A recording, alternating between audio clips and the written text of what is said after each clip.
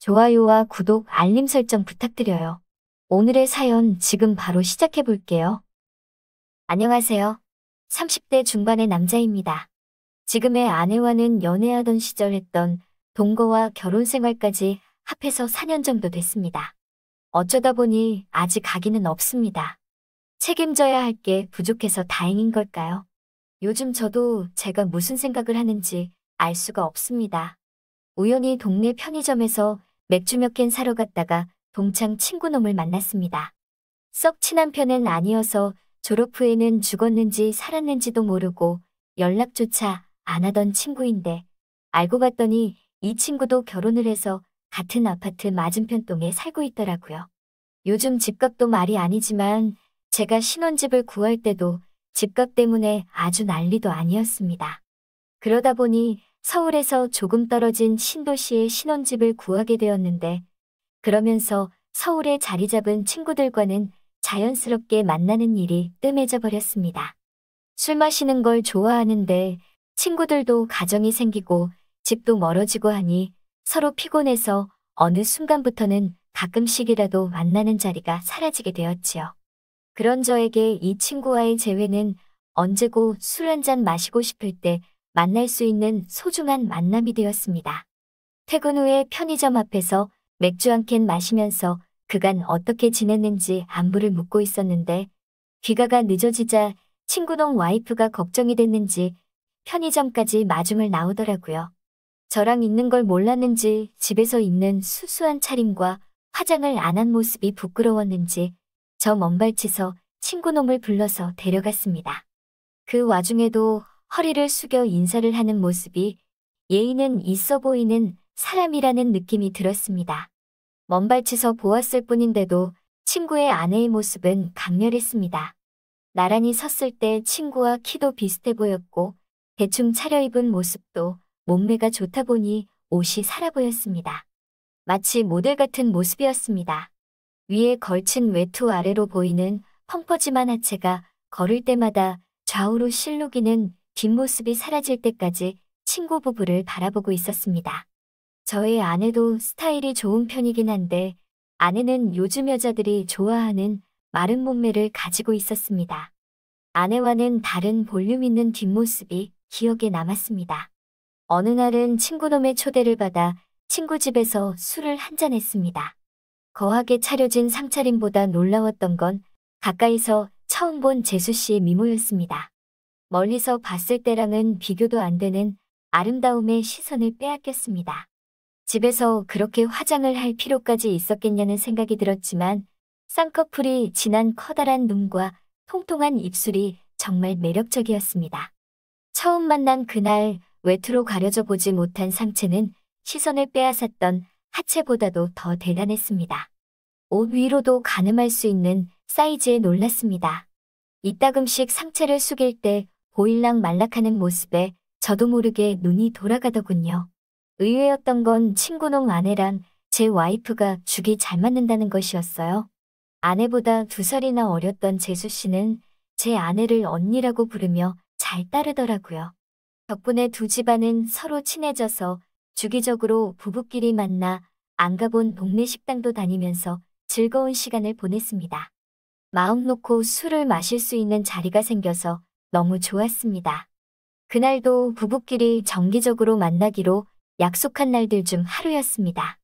그날은 서울에 있는 처제가 놀러 온 날이었습니다.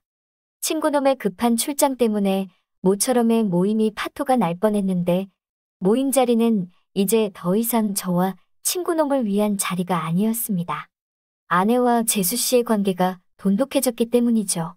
처제를 재수 씨에게 소개시켜주고 싶다는 이유로 친구놈 없이 여자 3명과 제가 같이 술자리를 갖게 되었습니다. 동태조림집에서 모임을 가졌는데 밥을 다 먹어도 여자 3명의 수다는 끝이 날 줄을 모르더라고요. 바닥에 앉아야 되는 좌식 구조의 식당이었는데 여자들 수다 삼매경의 대화엔 끼지 못하고 앉아만 있으니 허리가 아파 벽에 기대 앉아 혼자서 남은 음식들을 집어먹으며 소주를 한 잔씩 마시고 있었습니다. 그런 저를 의식했는지 친구놈 와이프는 제 눈치를 흘끗흘끗 보더라고요. 어쩌다가 눈이 마주치기라도 하면 눈웃음을 치며 미소를 지어줬는데 웃음 지을 때 살짝 생기는 보조개가 참 이쁘더라고요. 불편한 저를 거들떠도 안 보는 아내를 보고 있자니 마음이 씁쓸했습니다. 대화에 귀 기울여 보면 재수 씨는 대화를 끝내려고 노력하는 모습이 보이는데 아내는 그런 걸 신경도 안 쓰더군요. 무슨 이야기를 하다가 처제가 제 노래 실력이 좋다는 이야기가 나왔는데 재수 씨가 그 기회를 틈타 노래방으로 2차를 가자고 대화를 이끌어 나가 겨우 탈출할 수 있었습니다. 그런 작은 배려심에 마음이 따뜻해지더라고요. 노래방에 가서 맥주 큰 거와 소주 몇 병을 시켜놓고 시작했습니다. 처제까지 합세한 세 여자의 대화는 멈출 줄을 몰랐고 노래방에서도 노래는 안 부르고 수다 삼매경이 다시 시작되었습니다. 대화에 낄 틈을 주질 않는 세 여자를 보고 있자니 갑자기 출장을 간 친구놈이 보고 싶어지는 순간이었습니다. 제 아내는 기분이 너무 좋았는지 원래도 술을 잘 못하는데 소맥으로 술을 연거푸 마시다가 노래방에서 뻗어버리더라고요. 대화의 주체였던 아내가 뻗어버리니 처제도 막상 처음 만난 재수 씨와 대화를 나누는 게 어색해 보이더라고요. 얼어붙은 분위기를 달궈 보려고 제가 마이크를 잡고 노래를 한 곡 불렀습니다. 노래하는 동안은 두 사람도 제가 노래하는 모습을 보면서 박자에 맞춰 박수를 치고 있더군요. 흘끗 재수 씨를 봤는데 어두운 방 안에서 노래방 화면에 반사되는 빛 때문인지 그 커다란 눈망울이 반짝반짝 빛나는 것 같았습니다. 노래가 끝나도 어색한 분위기는 좀처럼 나아지지 않았습니다. 처제가 언니가 걱정된다며 술 취한 아내를 집에다 데려다주고 다시 온다고 자리를 비웠습니다. 그냥 이쯤에서 집에 가자고 했는데 아직 술이 많이 남았으니까 아깝지 않느냐며 금방 오겠다고 하고 처제는 노래방을 나갔습니다. 넷이서 있던 자리가 셋이 되고 셋이서 둘이 됐는데 막상 둘만 남으니 오늘 자리 중에서 제일 어색한 시간이 펼쳐졌습니다. 재수 씨도 어색했는지 그냥 따라 놓은 잠만 들었다 놨다 어찌할 줄 몰라 하더라고요. 그렇게 반주기에서 흘러나오는 예약된 노래들을 배경음악 삼아 서로 멀뚱히 술만 마시고 있었는데 재수 씨가 먼저 입을 열었습니다. 이 노래 제가 정말 좋아하는 건데. 반주기에서는 우리가 20대 초반이던 시절 유행하던 발라드 노래가 나오고 있었습니다. 노래에는 자신이 있었기 때문에 뭐라도 해야겠다는 마음에 마이크를 들었죠. 한참 노래를 부르다가 재수 씨를 흘기 쳐다봤는데 양손을 모은 채로 반짝이는 눈으로 저를 바라보고 있었습니다. 두 눈을 크게 뜨고 눈 한번 깜빡이지 않으며 제가 노래하는 모습을 쳐다보는 재수 씨의 강아지상 얼굴이 앳돼 보여 마치 젊었던 그 시절로 돌아간 듯한 느낌이 들었습니다. 노래가 끝나고 자리에 앉으니 화제가 자연스럽게 그 시절 이야기로 돌아갔습니다. 얼어붙은 분위기가 순식간에 눈 녹듯 풀려버렸고 재수 씨와 대화를 나눠보니 그녀와 저는 참 많은 공통 관심사를 가지고 있는 사람이었습니다. 시간이 가는지도 모른 채 한참을 대화를 나눴습니다. 미리 시켜놓았던 소주의 마지막 잔을 따르고 나니 꽤 시간이 많이 흘렀다는 걸 깨달았습니다. 아내를 데려다 주러 간 처제는 15분 거리인 집을 두고 어디까지 간 건지 돌아오지 않고 감감무소식이었습니다. 걱정이 돼서 후다닥 짐을 챙겨 이만 가보자고 일어나는데 재수 씨가 갑자기 저를 뒤에서 끌어안았습니다. 어찌나 세게 안았는지 등 뒤로 재수 씨의 몸과 체온이 고스란히 느껴졌습니다. 잠시만 둘이서 조금만 더 있으면 안 되나요? 라고 물어오는 재수 씨의 말을 거절할 수 없었습니다. 순간 무언가에 홀린 듯 저는 뒤에서 저를 안고 있는 그녀의 손을 풀고 그녀를 끌어 제 품 안으로 안았습니다. 우리는 흘러나오는 느린 박자의 반주를 음악 삼아 블루스를 추기 시작했습니다. 저의 품에 안긴 재수 씨를 내려다보았습니다. 저를 올려다보고 있던 재수 씨와 눈이 마주쳤고 그녀는 부끄러웠는지 이내 고개를 푹 숙였습니다. 긴 속눈썹 아래로 그녀의 커다란 눈동자가 흔들리고 있는 게 보였습니다. 아름다운 그 모습에 그녀의 허리를 감싸고 있던 제 팔을 제 몸쪽으로 더 세게 당겼습니다. 너무 세게 안았는지 그녀의 입술 사이로 나지막히 작은 탄성이 흘러나왔습니다. 재수 씨는 저를 다시 올려다보고 있었습니다. 반짝이는 그녀의 눈동자 안으로 제 모습이 비쳐 보였습니다. 파르르 떨리고 있는 재수 씨의 어깨를 밀어내고 곧바로 재수 씨의 입술에 제 입술을 맞추었습니다. 그 어느 때와도 비교가 되지 않는 전에 없던 황홀한 기운이 제 몸을 감쌌습니다. 반주기의 노래소리가 더 이상 들려오지 않게 돼서야 멈출 수 있었습니다. 정적과 함께 우리는 제정신을 차린 듯 껴안고 있던 서로에게서 떨어져 아무 말도 하지 못했습니다. 노래방에서 나와 집으로 돌아가는 길, 재수 씨와 저는 서로 아무 대화 없이 나란히 서서 걷기만 했습니다. 걷는 도중에 서로의 손등이 스쳤는데 제가 용기를 내서 재수 씨의 손을 꼭 잡았습니다. 아파트 입구까지 들어오는 동안 그 손을 놓지 않았습니다. 집까지 바래다 준다는 저희 말을 거절하더니 오히려 제가 무사히 들어가는 모습을 보고 싶다는 그녀의 말에 엘리베이터에 몸을 실었습니다. 집까지 올라가는 엘리베이터 안에서 우리는 입을 맞추며 서로의 마음을 다시 한번 확인했습니다. 비밀번호를 누르고 현관문을 여니 처제가 취한 아내를 방까지 미처 옮기지 못했는지 현관문 앞에 둘이서 나란히 바닥에 뻗어 있더라고요. 저와 재수 씨의 부축을 받아 두 사람을 방으로 옮기고 잠시 쉬고 간다며 우리는 소파에 앉았습니다. 서로 아무 말도 하고 있지 않았지만 우리 둘의 눈은 서로가 무엇을 원하는지 알고 있었습니다. 아침이 밝아올 때까지 아내와 처제가 자고 있는 우리 집안에서 친구의 아내인 재수 씨와 저는 서로의 마음을 강렬하게 표현했습니다. 만약의 상황에 대비해 서로 옷은 계속 입고 있었지만 그 어느 때보다 서로의 체온을 느낄 수 있었습니다. 그 뒤로 몇 번의 모임이 더 있었지만 좀처럼 둘만 보낼 시간이 없었습니다. 가끔씩 마주치는 재수 씨의 눈빛이 무엇을 원하는지 알 수 있었습니다. 아내 몰래 몇 번의 월차와 병가를 사용해 재수 씨와 자주 시간을 보냈습니다.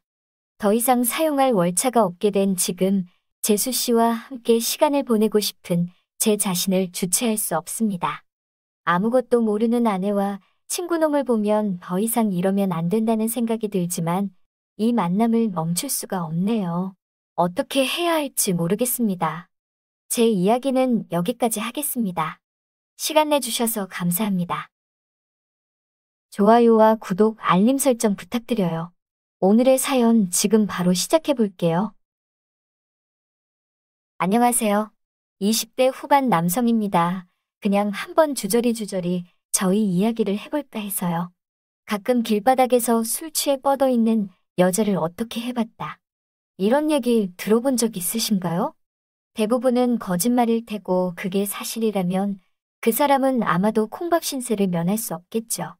몇 번 들어본 이야기라 혹시나 나에게도 그런 일이 생긴다면 조심해야겠구나 라는 마음가짐으로 지내고 있었어요. 저는 원룸이 몰려있는 원룸촌 어딘가에 살고 있습니다. 정확한 위치까지는 말하지 않을게요. 제 방은 18층에 있습니다. 완전 늦은 시간은 아니었고 대충 저녁 11시쯤 되었을 때였어요. 자기 전에 담배 한 대 피고 자려고 냉동실 문을 열었는데 불싸. 담배가 한 개밖에 없더라고요. 자고 일어나서 다음날 아침에 사러 갈까, 지금 미리 사놓을까 고민을 하다가 날씨를 보니 아침에 비가 온다는 말에 귀찮은 몸을 이끌고 밖으로 나갔습니다. 그렇게 담배를 사서 집에 도착해 엘리베이터를 기다리고 있었어요. 그렇게 내려오는 엘리베이터를 기다리고 있는데 어떤 여자가 고개를 푹 숙인 채 제 옆에 서더라고요. 엘리베이터 문이 열리고 그렇게 그 여자와 저는 엘리베이터 안으로 몸을 실었습니다. 아무 생각 없이 18층을 누르고 핸드폰에만 집중한 채로 그렇게 올라가고 있는데 6층에서 엘리베이터가 멈추더라고요. 아까 같이 탄 여자가 내리나 보다 하고 벽 쪽으로 붙었는 인기척이 없더라고요. 같이 탔던 여자가 온데간데 없이 사라져서 귀신인가 하고 깜짝 놀랐는데 다시 보니 그녀가 바닥에 쭈그려 앉은 채로 미동도 안 하고 있었어요. 핸드폰 보는데 열중하느라 옆에 있던 여자가 바닥에 주저앉은지 눈치도 못 채고 아니, 그것보다 엘리베이터 타기 전에는 그럴 거라곤 상상도 못한 상황이 내 눈앞에 펼쳐지니 제가 얼마나 놀랐을까요? 아무튼 그렇게 쓰러져 있는 여자의 팔을 흔들며 이봐요, 괜찮아요? 라고 물어봤어요. 그녀가 정신을 다시 차린 듯 제 팔을 잡고 일어나려고 하더라고요. 그래서 저도 부축해주고 엘리베이터 밖으로 나갈 수 있게 도와줬습니다. 그런데 엘리베이터 밖으로 나가자마자 옆에 벽에 기대 다시 주저앉더라고요. 고개를 푹 숙인 채 다시 정신을 못 차리는 여자를 보니 아주 난감하더라고요. 그제서야 주변에서 술 냄새가 잔뜩 나기 시작하더니 이 여자가 만취해서 그러는구나라는 걸 깨달았어요. 왜 그걸 진작에 눈치 못 챘을까 싶었네요. 저는 그녀가 혹시 생명의 위험이 있는 줄 알고 놀랐던 마음을 진정시키고 있었죠. 자세히 보니 회사 다니는 직장인같이 보이는 게 정갈하게 묶은 머리에 흰 셔츠와 검은색 스커트를 입고 그 안으로 커피색 스타킹과 검은 구두를 신었었는데 술 냄새가 너무 독해서 쳐다볼 생각도 안 들더라고요. 제가 그녀를 흔들면 흔들수록 점점 정신줄을 놓는 게 눈에 보이더라고요. 아까는 그나마 부축해줄 때 일어나려고 노력이라도 했었는데 점점 깊은 잠에 빠지는 것 같았어요. 술에 만취해서 인사불성이 된 여자를 살다가 처음으로 보니 뭐 어떻게 해보겠다는 나쁜 생각이 드는 것보다 먼저 집에다가 데려다 줘야겠다는 생각이 들었어요. 어깨를 흔들어도 도무지 아무 반응이 없으니 숙인 고개를 젖혀서 여자의 볼을 살짝살짝 치면서 정신이 드냐고 계속 물어봤어요. 그때 처음 얼굴을 봤는데 나이는 저랑 비슷해 보이고 이쁜데 뭐랄까 빈틈이라고는 하나도 없어 보이더라고요. 물론 엄청나게 빈틈투성이었지만 말이죠. 체구도 그렇게 크지 않고 업어가면 충분히 업어갈 수 있을 것 같았어요. 면허증 같은 걸 찾아서 주소라도 확인해 보려고 했지만 술에 취해 가방을 잃어버렸는지 아무것도 들고 있지 않은 상태였죠. 어찌됐든 한 층의 호수가 20개가 넘게 있는데 야심한 밤에 배를 하나씩 다 눌러볼 수도 없는 노릇이고 원룸이라서 그녀가 가족들하고 같이 살 거라는 생각도 들지 않았죠. 하지만 한 가지 확실한 건 이 여자가 직접 눌러 도착한 층이기 때문에 여기 6층 어딘가에 사는 여자일 것이라는 생각뿐이었죠. 아무리 어깨를 흔들고 볼을 찰싹찰싹 쳐봐도 전혀 미동이 없고 저도 다음날 출근해야 되니 빨리 자러 가야 하는데 상황이 뭐 하나 나아지는 게 없으니 슬슬 짜증도 조금 나더라고요. 그래서 조금 미안하지만 톡톡 건드리던 얼굴을 뺨 때리듯이 짝 때렸더니 조금 반응이 있더군요. 여자가 인상을 찌푸리면서 뭐야? 왜 때려? 라고 대답을 했어요. 그래서 그 순간을 놓치지 않고 재빨리 몇 호에 사냐고 물어봤죠. 피곤한데 말 걸지 말라는 듯한 세상 짜증나는 표정을 지으며 610호 라고 잘 안 들리게 대답하더라고요. 다행히 10몇 호라는 데까지는 알아낼 수 있었지만 뒷자리가 3호였는지 4호였는지 정확히 판단이 안 서더라고요. 계속해서 물어보니 여자가 귀찮아, 꺼져, 시끄러워라면서 주사를 부려서 더 알아낼 수 있는 정보는 없었습니다. 대충 들리던 대로 그 여자의 집이라고 생각되는 613호 앞까지 질질 끌고 가서 문 앞에 기대어 눕혀놨는데 혹시나 싶어서 초인종을 눌러봤습니다. 인터폰에서 남자가 누구세요? 라고 대답하길래 속으로 안도의 한숨을 쉬고 여기 사시는 분 같은데 너무 취하셔서 나와서 좀 데리고 들어가 달라고 말해줬습니다. 인터폰으로 다시 남자가 대답하기를 여기 저 혼자 사는데요. 여긴 그런 사람 안 살아요. 라고 대답하더라고요. 3호가 아니면 4호겠지 싶어서 4호 문 앞에 기대어 놓고 나서 이번에도 초인종을 눌러보니 아무도 대답이 없더라고요.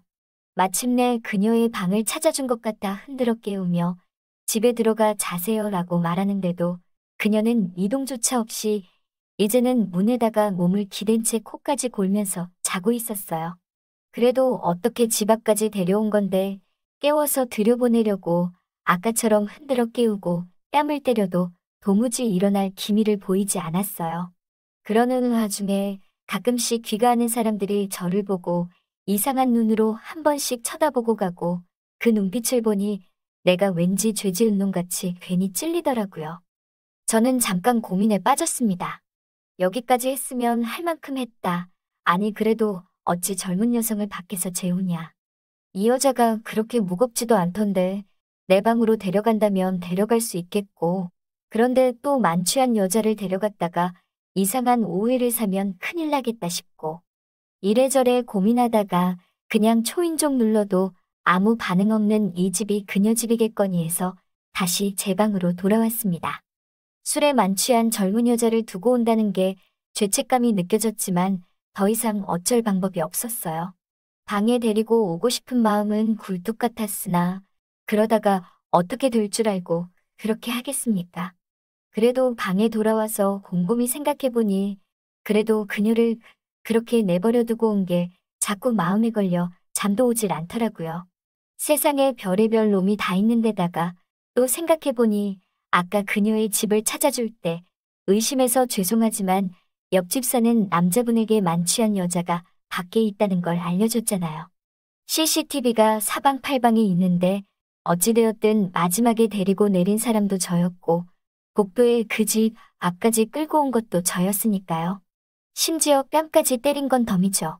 혹시라도 무슨 일이 생기면 괜시리 제가 의심받을 수도 있다는 생각이 들어서 이불을 박차고 나와 다시 6층으로 내려갔습니다. 다행히 그녀는 제가 두고 갔을 때 그 자세 그대로 문 앞에 널브러져 있더라고요. 치마가 위로 말려 올라갔길래 고개를 돌리고 못 본 척 다리를 정리해줬습니다.